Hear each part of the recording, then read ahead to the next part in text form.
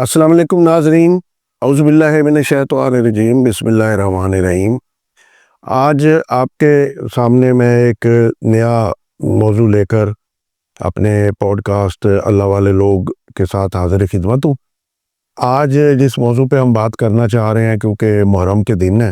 اور محرم کی بہت ساری چیزیں جو ہیں وہ آپ لوگوں کے گوش گزار میں کرنا چاہ رہا ہوں، جو پہلے لوگوں نے کی ہوں گی لیکن اس انداز سے نہیں کی ہوں گی جیسے میں کرتا ہوں، اور میں ہمیشہ کی طرح آپ لوگوں کے لیے ایک نئی چیز لا کے رکھنا چاہ رہا ہوں۔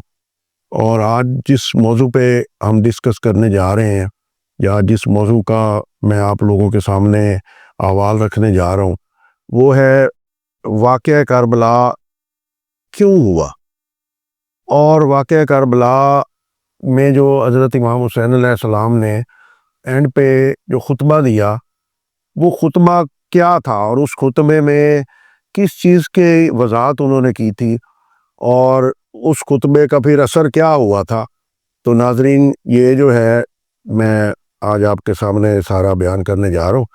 تو واقعہ کربلا کو آپ نے لوگوں سے یہ تو بڑا سنا ہوگا کہ وہ 72 شہید ہو گئے، اور وہاں پہ یزید نے ظلم کیا، اور کوفے والوں نے مولا امام حسین کو بلا لیا، اور پھر آگے سے گھر سے کوئی بھی نہیں نکلا، ان کی کوئی سپورٹ نہیں کی۔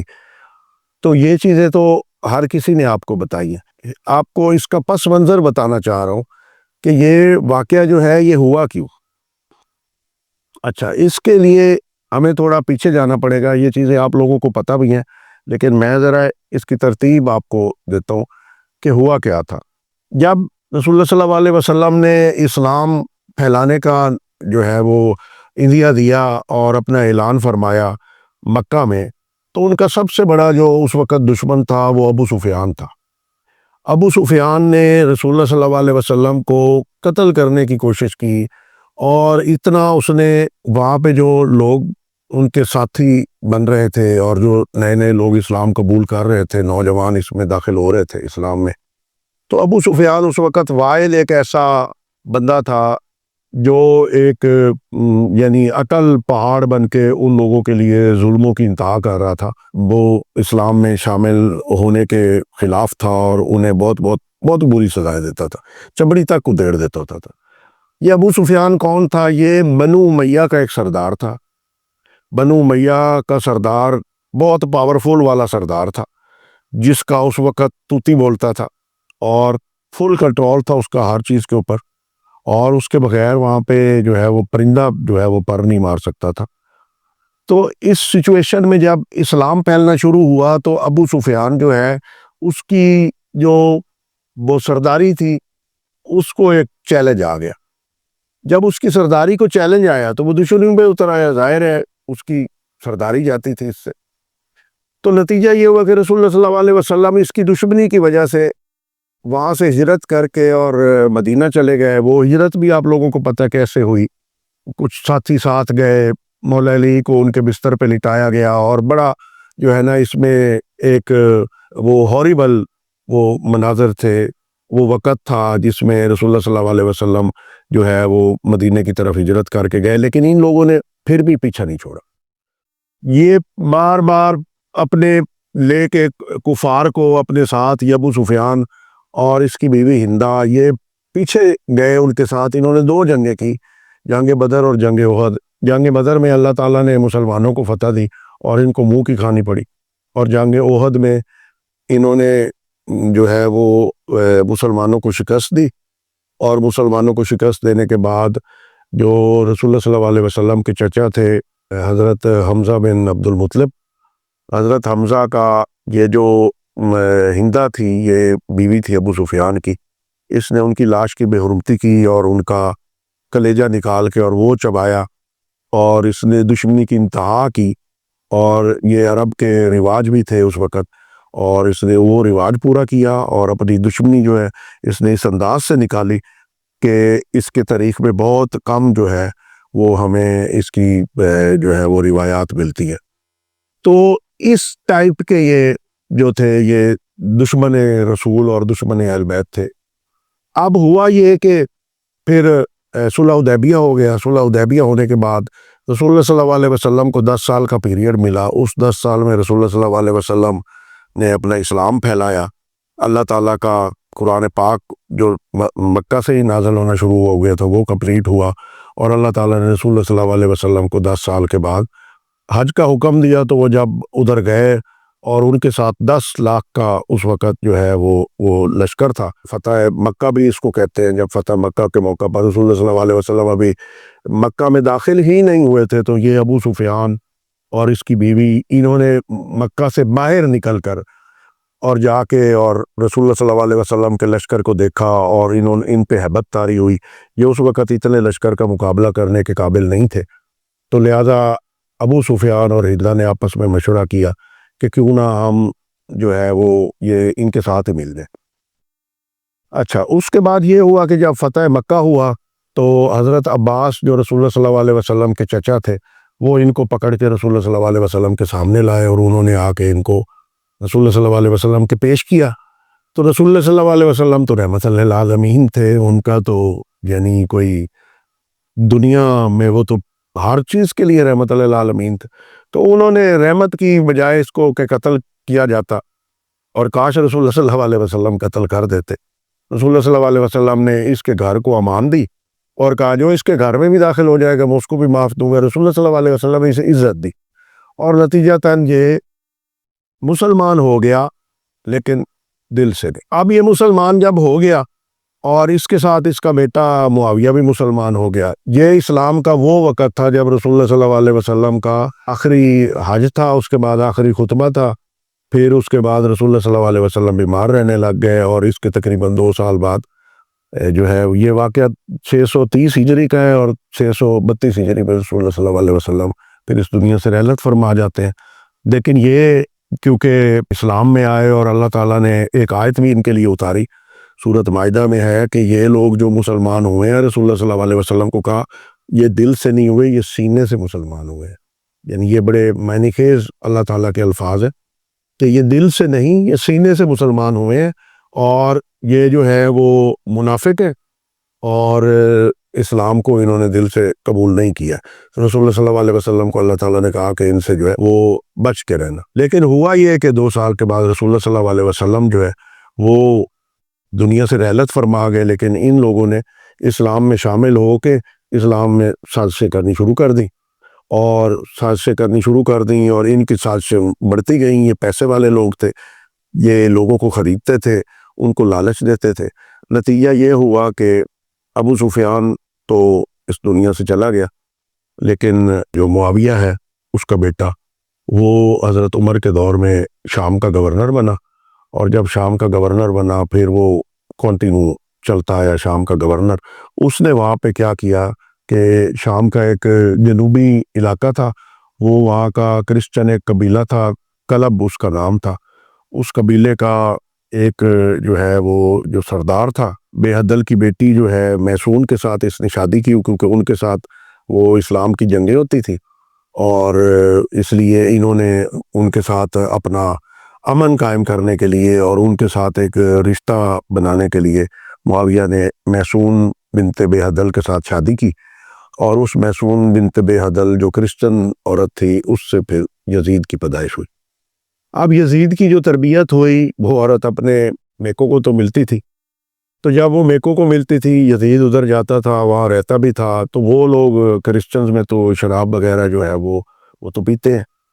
تو یہ ان کو دیکھتا تھا، تو یہ بھی ان کی طرح جو ہے وہ شراب کا عادی ہو گیا، جوا کھیلنے لگ گیا، یہ میں نہیں انر منکر اور ان چیزوں کو یہ صحیح نہیں سمجھتا تھا، اور یہ جو ہے یہ اسلام کی روایات کو بھی اتنا اس نے نہیں پڑھا، اور نہ اس نے ان کے اوپر توجہ دی، اور پرانی وہ دشمنی جو جنگ احد کے مقام پہ ہوئی تھی وہ اس نے لی، اور کیسے اس کے دادا کو جو ہے وہ مجبوراً اسلام قبول کرنا پڑا، وہ چیزیں ساری اس کی تربیت میں شامل ہوئی تھی۔ تو یہ ایک بگڑا ہوا غنڈہ ٹائپ کا ایک یعنی وہ مسلمان تھا کہ جو آدھا کرسچن اور آدھا مسلمان تھا، میں یہ کہوں گا۔ معاویہ کے بعد یہ خلیفہ بن گیا، اس سے پہلے معاویہ نے بھی بہت جو ہے عجیب قسم کی سیاست کی، اور اس نے لوگوں کو خریدا اور اپنے بندے لائے اور پیسے کا لالچ دیا اور اقتدار کا لالچ دیا، اور حضرت عائشہ صدیقہ رضی اللہ تعالیٰ عنہ کو بھی پیچھے سے چک چکا کر کے مولا علی کے ساتھ جنگیں کروا دیں، اور ایسے بہت سارے اسلام میں اس نے جو ہے نا وہ رولے کروائے۔ لیکن بعد میں جب دنیا سے گیا تو پھر یہ یزید آ گیا۔ جب یزید کی حکمرانی ہوئی، یہ خلیفہ بنا، تو رواج تھا کہ سب لوگ جو تھے وہ آ کے وہ خلیفہ کی بیعت کرتے تھے۔ تو اس میں کچھ تقریباً کوئی 16 کے قریب جو بہت ہائی قسم کے، جو رسول اللہ صلی اللہ علیہ وسلم کے صحابی بھی کہہ لیں اور صحابیوں کی اولاد بھی کہہ لیں، جس میں حضرت عمر رضی اللہ تعالیٰ عنہ کا جو ہے وہ بیٹا بھی تھا، اور اسی طریقے سے اور بھی رسول اللہ صلی اللہ علیہ وسلم کے صحابیوں کے بیٹے تھے۔ تو وہ کوئی 16 کے قریب، 16 کے قریب یہ لوگ تھے جنہوں نے یزید کے کریکٹر کی وجہ سے اور اس کی وہ کرسچینٹی کے ساتھ اس کا جو بیک گراؤنڈ تھا اس کی وجہ سے انہوں نے جو ہے وہ اس کو جو ہے وہ بیعت نہیں کی۔ صرف امام حسین علیہ السلام ہی نہیں تھے۔ لیکن اب مسئلہ یہ تھا کہ امام حسین علیہ السلام جو تھے وہ تو خلافت کے کینڈیڈیٹ ہی نہیں تھے نا، وہ تو خلافت لینا ہی نہیں چاہتے تھے، وہ صرف دین کے اوپر ان کی توجہ تھی، وہ دین کو سیدھا کرنا چاہتے تھے، اور وہ چاہتے تھے کہ دین میں کوئی ایسی چیزیں نہ آ جائیں جیسی بدعتیں پہلے تو ایون یہاں تک ہو چکا تھا کہ لوگوں کو یہ پتہ نہیں تھا کہ سور کا گوشت حلال ہے کہ حرام ہے، یعنی لوگ شراب کے ساتھ ساتھ اس مسلمان جو تھے وہ سور کا گوشت بھی کھانا شروع ہو گئے تھے، اور پھر ان کو ڈرایا جاتا تھا کہ اس سے تمہیں بیماریاں نکل جائیں گی یا تمہیں الرجی ہو جائے گی کوئی، تو یہ نہ کھاؤ، تو پھر وہ ہٹتے تھے۔ ادروائز مسلمانوں میں یزید کے دور میں بہت ساری ایسی غیر اسلامی رسومات اور ایسی غیر اسلامی جو ہے وہ روایات بن چکی ہوئی تھیں کہ جن کے خلاف کسی نہ کسی نے تو اٹھنا تھا۔ پھر مولا امام حسین تو جو تھے وہ تو نواسہ رسول تھے، انہوں نے تو اپنے دین کی حفاظت کرنی تھی۔ تو نتیجہ کیا ہوا کہ یزید نے ان کو کہا کہ بھائی آپ میری بیعت کریں۔ انہوں نے کہا بھائی تم غلط بندے ہو، تم جو ہے وہ شراب کو برا نہیں سمجھتے ہو، تم جوئے کو برا نہیں سمجھتے ہو، یہ چیزیں اسلام میں حرام ہے، تم نے ان کو لیگل قرار دے دیا، اور یہ تو نہیں ہو سکتا کہ میں تمہاری بیعت کروں۔ اور اگر مولا امام حسین یزید کی بیعت کرتے تو مطلب ہے وہ شراب کو بھی پھر لیگل قرار دیتے اسلام میں، جوئے کو بھی لیگل قرار دیتے، سور کے گوشت کھانے کو بھی پھر وہ حلال قرار دیتے۔ تو یہ ہو نہیں سکتا تھا کہ وہ ایسے شخص کی بیعت کرے کہ جس میں یہ ساری چیزیں پھر حلال ہو جائیں، اور پیچھے سے مولا امام حسین کی بیک کرے اور لوگ یہ سمجھیں کہ یار مولا امام حسین نے جب بیعت کر دی ہے تو وہ اہل بیت رسول اللہ صلی اللہ علیہ وسلم کی نسل سے ہے، انہوں نے جب بیعت کر دی ہے تو یہ یزید جو قانون بھی لا رہا ہے، جو کچھ بھی کر رہا ہے، یہ سارا صحیح ہے۔ تو اس لیے انہوں نے اسلام میں تبدیلی کو تو وہ حرام سمجھتے تھے، اور یہ بہت بڑا گناہ تھا۔ تو یہ ایک نواسہ رسول کیسے کر سکتا تھا جو رسول اللہ صلی اللہ علیہ وسلم کی گود میں پلے ہوں، جن کو رسول اللہ صلی اللہ علیہ وسلم نے کہا میں حسین میں سے ہوں، حسین میرے میں سے ہے، تو ایسے شخص کی وہ کیسے بیعت کر سکتے تھے کہ جو اسلام کے جو ہے وہ قوانین اور اسلام کے جو تعلیمات ہے اور قرآن پاک کے جو اللہ تعالیٰ نے قوانین دیے ہیں ان سب کی خلاف ورزی کر رہا تھا۔ تو نتیجہ یہ ہوا کہ مولا امام حسین کربلا آ گئے۔ جب کربلا آئے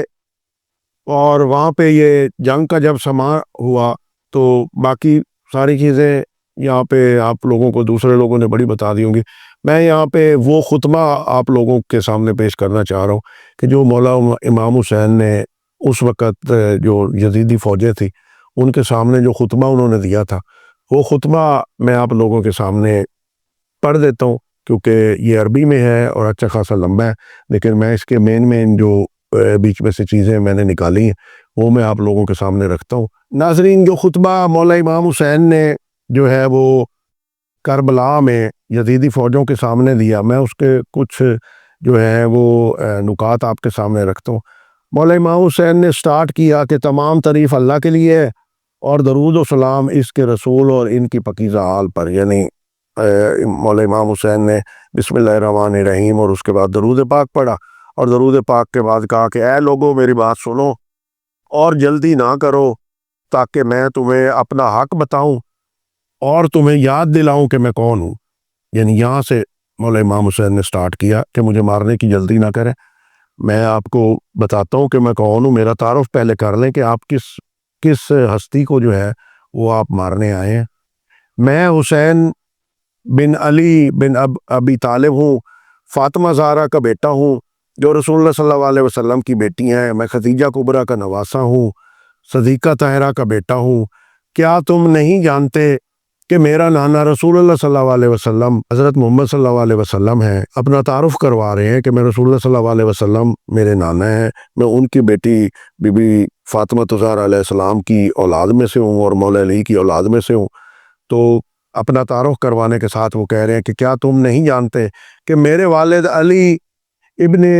ابی طالب وہ پہلے شخص ہیں جنہوں نے اللہ اور اس کے رسول پر ایمان لایا؟ کیا تم نہیں جانتے کہ میں اہل بیت سے ہوں جن سے اللہ نے ہر نحوست کو دور کیا اور انہیں پاکیزگی عطا کی؟ تم کس جرم کی بنا پر مجھ سے لڑ رہے ہو؟ مولا امام حسین اپنا تعارف کرانے کے بعد انہیں کہتے ہیں کہ میں نے جرم کیا کیا ہے کہ آپ لوگ میرے ساتھ کیوں یہ جنگ کر رہے ہیں؟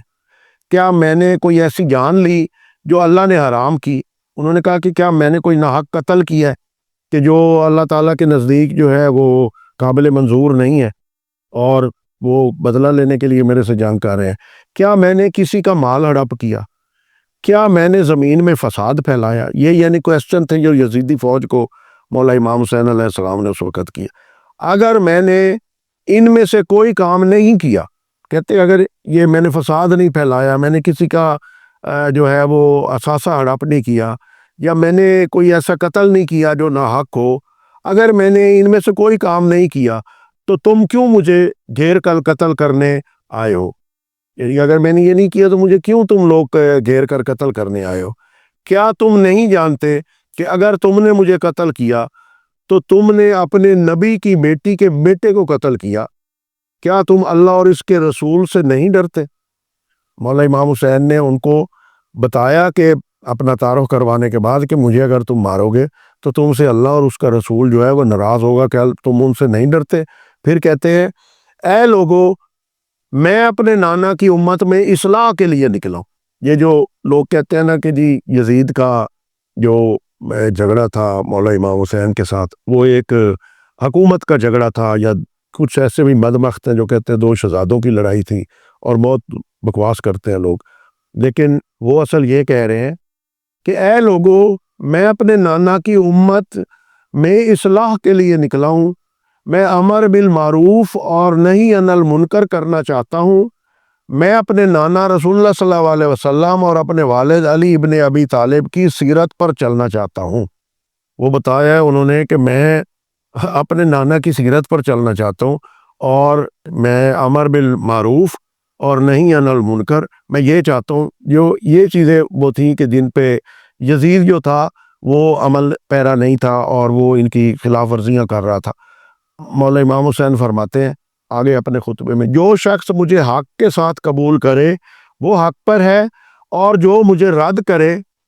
میں صبر کروں گا یہاں تک کہ اللہ میرے اور اس قوم کے درمیان حق کے ساتھ فیصلہ کرے، اور وہ بہترین فیصلہ کرنے والا ہے۔ یزید ایک فاسق اور فاجر شخص ہے جو شراب پیتا ہے، محترم جانوں کو قتل کرتا ہے اور اعلانیہ فسق کرتا ہے۔ میرے جیسا شخص اس جیسے کی بیعت کبھی نہیں کرے گا، لیکن ہم صبح کریں گے، تم بھی صبح کرو گے، اور ہم دیکھیں گے اور تم بھی دیکھو گے کہ بیعت اور خلافت کا زیادہ حقدار کون ہے۔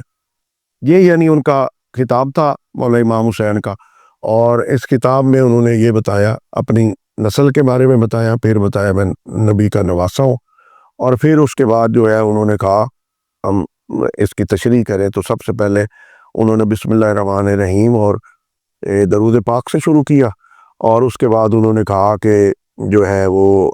میں یہاں پہ آپ لوگوں کے سامنے آیا ہوں، آپ کس وجہ سے میرے ساتھ جنگ کرنے آئے ہیں، اور پھر اپنا انہوں نے تعارف کروایا کہ میں رسول اللہ صلی اللہ علیہ وسلم کا جو ہے وہ نواسہ ہوں، اور انہوں نے جو سورت احزاب کی آیت 33 ہے اس کا حوالہ دیا جس میں اہل بیت کی پاکیزگی کا ذکر ہے، اور اس کے بعد انہوں نے جو ہے وہ ان لوگوں کو پھر بتایا کہ آپ مجھے ماریں گے، میں حق پر ہوں، میں جو ہے وہ اسلام قائم کرنا چاہتا ہوں، میں سیرت النبی جو ہے وہ قائم کرنا چاہتا ہوں، یزید اس پر نہیں ہے، اور یہی صرف اس کا میرا اختلاف ہے، اور آپ لوگ جو ہے وہ یزید کے اعلیٰ کار نہ بنے، وہ بد کردار انسان ہے، اور آپ لوگ جو ہے مجھے ناحق قتل نہ کریں۔ اس خطبے کے بعد یہ ہوا کہ جب مولا امام حسین نے خطبہ اپنا ختم کیا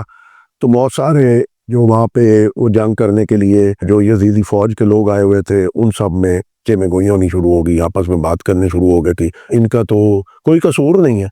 یہ تو یزید واقعی بد کردار سا بندہ ہے اور سب جانتے تھے اس کو، تو ہم جو ہے وہ اس کا ساتھ دے رہے اور اس میں نہیں۔ اور فوجوں میں جب بغاوت ہونے لگی، اس خطبے کے بعد ناظرین ایک ایسا بیچ میں سپاہی تھا، یہ حرس بن کعب جو ہے، اس نے جو ہے وہ آواز اٹھائی کہ ہم لوگ یہ غلط کر رہے ہیں، تو آپ لوگ جو ہے وہ یہ جنگ نہ کریں، اور یہ بھی کا نواسہ ہے اور اس کو ایسے ناحق قتل نہ کریں۔ لیکن جو عمرو بن سعد اور شمر تھے، انہوں نے ان کو بڑا پیسے کا لالچ آیا ہوا تھا اور انعام و اکرام کا لالچ تھا، اور یہ جو عمرو بن سعد تھا یہ تو ویسے بھی کوفہ کا گورنر بننا چاہ رہا تھا، اور اس کی بڑے عرصے سے خواہش تھی کہ مجھے یہ گورنرشپ ملے، لیکن وہ بدقسمتی سے اس کو نہیں ملتی تھی، اور یہ بہت قریب ہو چکا ہوا تھا، معاویہ کے قریب تھا اور اس کے بعد یزید کا بڑا قریبی بندہ تھا۔ تو انہوں نے اور شمر نے جو ہے وہ پیسے کے لالچ میں اور عہدوں کے لالچ میں آ کے اور انہوں نے پھر ان فوجوں کو ڈانٹا، اور یہ ظاہر ہے اس وقت یزید خلیفہ تھا، اس کے خلاف جانا کوئی آسان کام نہیں تھا، کیونکہ مولا امام حسین جا رہے تھے تو ان کے ساتھ اتنی بڑی فوج آئی ہوئی تھی لڑائی کرنے کے لیے۔ تو وہ جو فوجوں میں میں گوئیاں ہوئیں اور کچھ اگر سپاہی مولا امام حسین کے حمایتی ہوئے تو ان کو انہوں نے جو ہے وہ ڈانٹ ڈپٹ کے دبا دیا، اور نتیجہ یہ ہوا کہ مولا امام حسین کی شہادت ہوئی، اور وہ شہادت جو ہے وہ سیرت النبی قائم کرنے کے لیے، قرآن پاک کا جو قانون ہے وہ قائم کرنے کے لیے، اور اللہ تعالیٰ کی حاکمیت قائم کرنے کے لیے تھی، جبکہ دوسری طرف جو تھے وہ ایک کرسچن زادہ تھا اور ایک انتقام میں بالکل بھونا ہوا بندہ تھا جو انتقام لینا چاہتا تھا اپنے بزرگوں کا، اور اسی وجہ سے وہ اسلام میں داخل ہوئے تھے، اور یہی موقع تھا ان کے پاس اس انتقام کو لینے کے لیے۔ تو لہٰذا انتقام اور وہ کرسچینٹی والا قانون جو دینے والا بندہ وہ حاوی ہوا، لیکن وقتی طور پہ حاوی وہ تھا۔ مولا امام حسین کی اس شہادت کے بعد اصل اسلام قائم ہوا، اور انہوں نے لوگوں کو بتا دیا کہ سیرت النبی کا راستہ یہ ہے، کسی ایسے حکمران کے سامنے نہ جھکے کہ جو آپ کو جو ہے وہ قرآن پاک، اللہ کی حاکمیت اور سیرت النبی کے علاوہ کوئی درس دیتا ہو، اس کے سامنے جھکنے سے بہتر ہے کہ اپنا سر کٹوا دیا جائے۔ یہی اس میں لیسن ہے۔ آج کے پوڈ کاسٹ کے لیے اتنا ہی، نیکسٹ پوڈ کاسٹ میں آپ کے لیے ایک نیا پروگرام لے کے حاضر ہوں گا، تب تک کے لیے اجازت دیجیے، اللہ حافظ۔